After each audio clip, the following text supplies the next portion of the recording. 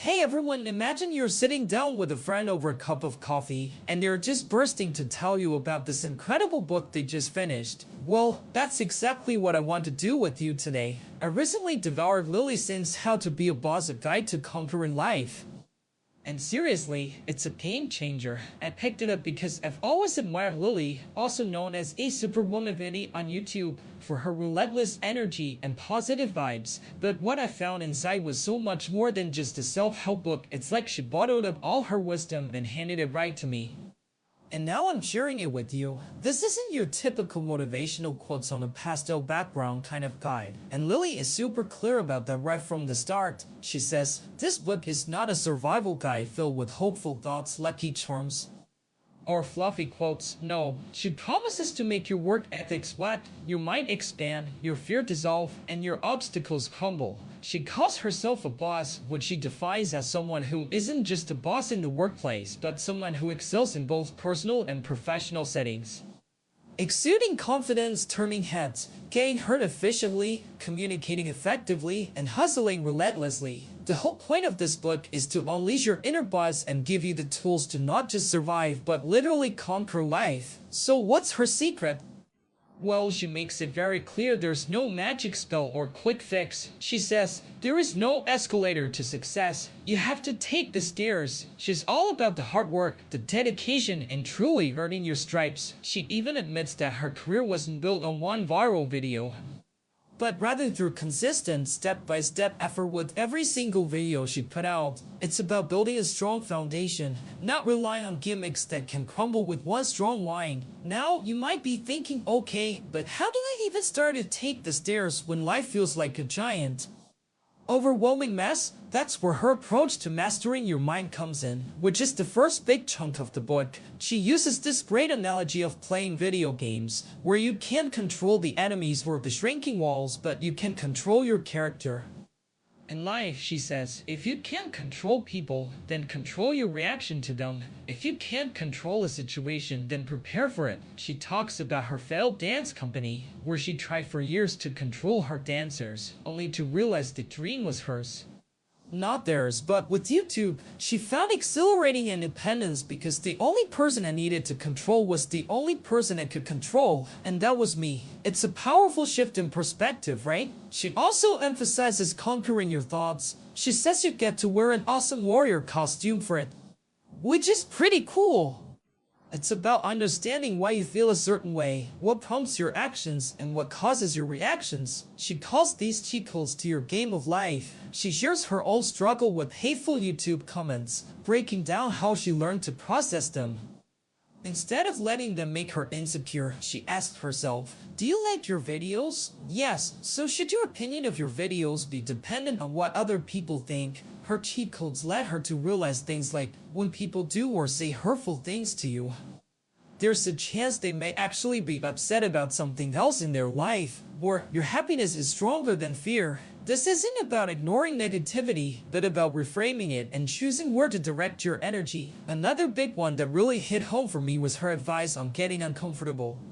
She literally says, think of discomfort as currency. It's the price you pay to learn some pretty crucial things. She shares her own terrifying experience auditioning for a major film role, feeling completely out of her depth, but her mindset was, it's not about getting the role, it's about doing the audition.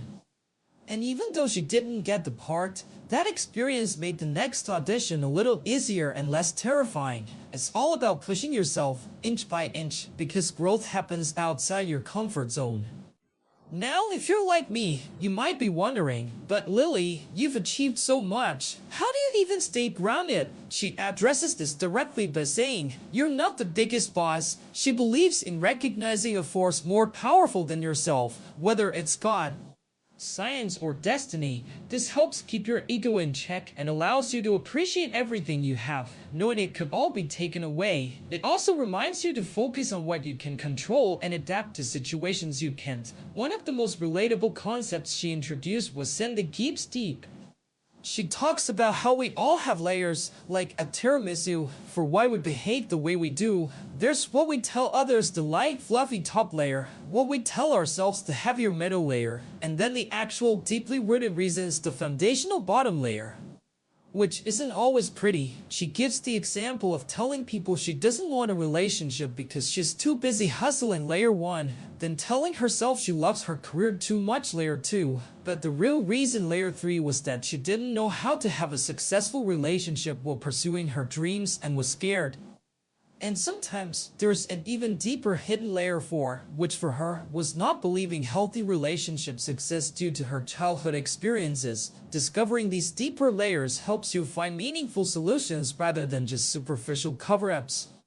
And speaking of relationships, she has a whole chapter called Your Ex Wasn't Right For You, which is just brilliant. She argues that when we're sad about a breakup, we shouldn't be sad because we think that person was right for us. Instead, we're often just sad about missing what was familiar or an idealized version of the relationship. She says, the person who is everything you love about your ex, except for the part that hurt you, is the one who's right for you. And with 7 billion people on the planet, that person definitely exists. It's a powerful message of self-worth and moving forward without bitterness. Throughout the book, Lily intersperses out of the blue sections, which are deeply personal essays detailing her past struggles with depression. These moments are raw and vulnerable, showing us exactly where these harder lessons came from. For instance, she talks about being 19, feeling worthless and invisible, even insulting herself out loud, thinking her life wasn't worth getting back up for. But then, in 2015, she's celebrating her success, meeting Dwayne "The Rock" Johnson, and reflecting on how she picked herself up from that dark place. She reveals that depression was the worst feeling I've ever encountered in my life, but that her dedication to YouTube was her self-medicating and turning that pain into positive comedy. This really makes her advice hit different, you know. She's not just talking theory, she's speaking from a place of genuine, hard-won experience. She also touches on the importance of saying what you mean. In a world full of empty words and fake fluff like "miss ya" from people you barely know, she advocates for being straightforward and sincere.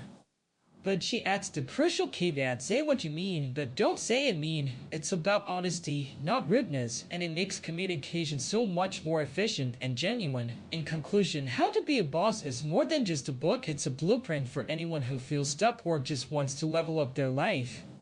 Lily's candid storytelling, pop culture references, and tough love advice make it incredibly readable and actionable. It's relevant for anyone, whether you're building a business, navigating relationships, or just trying to be a happier, more confident person. My biggest takeaway is that while success requires immense hard work and dedication, it also requires a profound understanding of yourself, your mind, your limits, your values, and the courage to actively shape your environment and reactions. So, if you're looking for a book that will truly challenge you, inspire you, and give you practical tools to conquer whatever life throws your way, I wholeheartedly recommend picking up How to Be a Boss. It might just be the personal trainer you need to climb those stairs to your own version of epic success. And hey, after reading it, you might even start making kick noises in unicorn slippers. Who knows? You're a boss now after all.